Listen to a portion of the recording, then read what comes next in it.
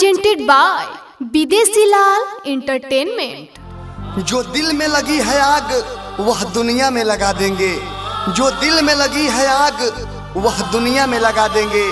अरे यार अगर वो नहीं मिली तो हम खुद को मिटा देंगे, खुद को मिटा देंगे, खुद को मिटा देंगे।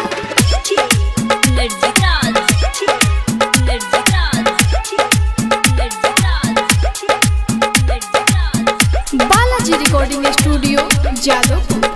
छिनाइल बा मोबाइल हो गोतरे गोतर देह दगाइल हो। छिनाइल बा मोबाइल हो गोतरे गोतर देह दगाइल हो। अब बात न होई भुला जइहा, जहर भले तू पिया जइहा, जनी कही हो जान भूला जइहा। जहर भले तू पिया जइहा, जनी कही हो जान भूला जइहा।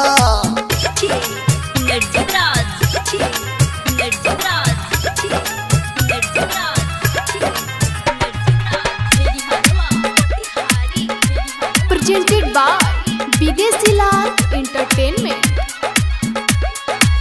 मनवा बेअकुल भइल बाटे देखेला चेहरा तोहार हो। हाँ जनवों से ज्यादा करिले हमहू, जान हो तहरा से प्यार हो।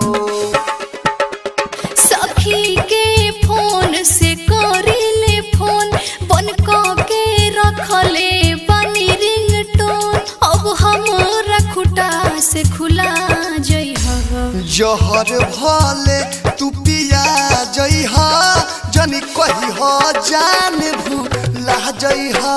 जहर भले तू पिया जइहा, जनी कही हो जान भूला जइहा।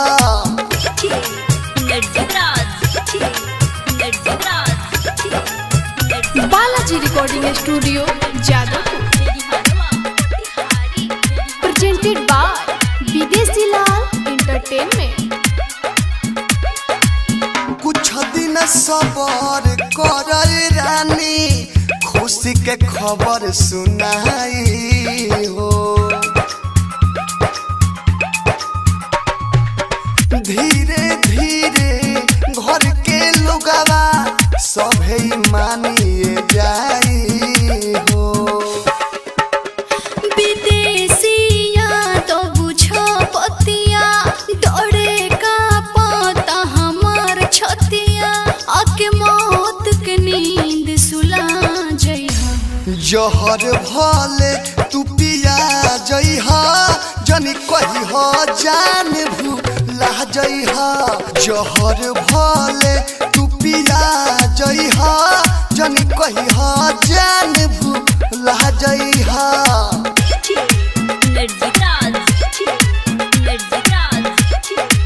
Balaji recording studio Jadavpur.